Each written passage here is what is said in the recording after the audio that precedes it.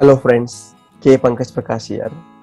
क्या आप किसी ऐसे इंसान को जानते हैं जो मेहनत नहीं करता है, एक्सरसाइज नहीं करता है, डाइट को कंट्रोल भी नहीं करता है, फिर भी वो पूरी तरह से शेप में है, बिल्कुल शेप में है। वही किसी ऐसे इंसान को जानते हैं जो पूरी मेहनत करता है, डाइटिंग करता है, एक्सरसाइज भी करता है, लेकिन वो फिर भी अपने वेट को कंट्रोल नहीं कर पाता है। आपने दो पैराडॉक्स देखे होंगे।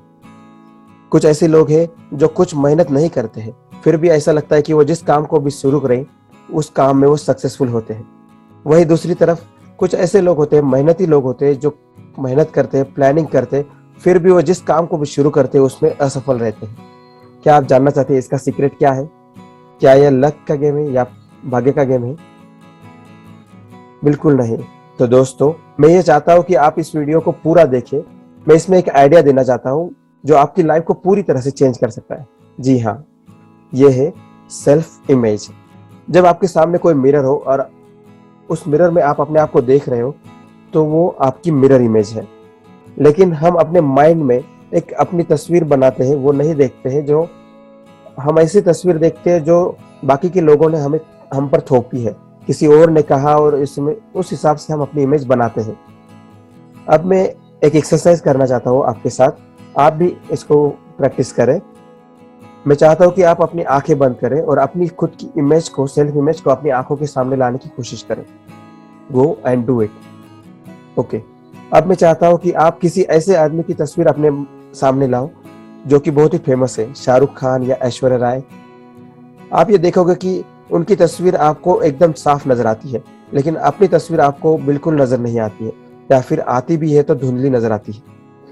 और यही है सेल्फ इमेज। हम अपने माइंड में अपनी ही एक इमेज बनाते हैं। और वो इमेज कैसे बनती है? जब हम किसी काम को बचपन में कर रहे थे, उस समय हमारे गुरु ने कहा कि नहीं, तुम बेवकूफ हो। तुम वैसी ही इमेज हमारे माइंड में बन जाती है। जैसे एक्सपीरियंस हमारे साथ होते चले जाते हैं, उसके हिसाब से हम अपनी एक इमेज माइंड में बनाते चलते हैं। और यही इमेज एक रडार की तरह काम करती है। यही इमेज हमारे रियलिटी को डिटरमाइन करती है।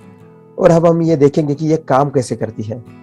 अगर मान लो कि हमारी सेल्फ इमेज है, और सेल्फ इमेज में सारा मैसेज फिट है कि हम कितना पैसा कमा सकते हैं, हम कितना वेट कंट्रोल कर सकते हैं, अपने शुगर लेवल को कितना रख सकते हैं, अपने ब्लड प्रेशर के लेवल को किस लेवल पे रख सकते हैं, और हमारे वजन को कितना मेंटेन कर सकते हैं, हम रिश्तों को कैसे बनाना चाहते हैं, ये सारी मैसेज इस इमेज के अंदर फिट होती है। अब अगर हम कुछ नया करने की कोशिश करते हैं, उदाहरण के तौर पर कोई स्टूडेंट है जो हमेशा 40% मार्क्स लाता है। उसने एक बार मेहनत की कि अब मुझे मेहनत करनी है और 60% मार्क्स लाना है। तो हमारे माइंड में एक थर्मोस्टेट काम करता है। थर्मोस्टेट का काम यह है कि जो भी हमारी लिमिट है, उस लिमिट को क्रॉस नहीं करना है। अब मान लो कि उसका थर्मोस्टेट 40% पे सेट है। जैसे उसने मेहनत की, जैसे उसने मेहनत करनी स्टार्ट कर दी कि 60% मार्क्स लाना है, तो उसका माइंड कुछ गेम खेलेगा और उसको बीमार कर देगा, या फिर उसको परेशान कर देगा, या फिर चलते चलते उसका एक्सीडेंट हो जाएगा। आपका माइंड सारी तरह के ट्रिक खेलेगा जो आपको वापस 60% से 40% पे ले आए।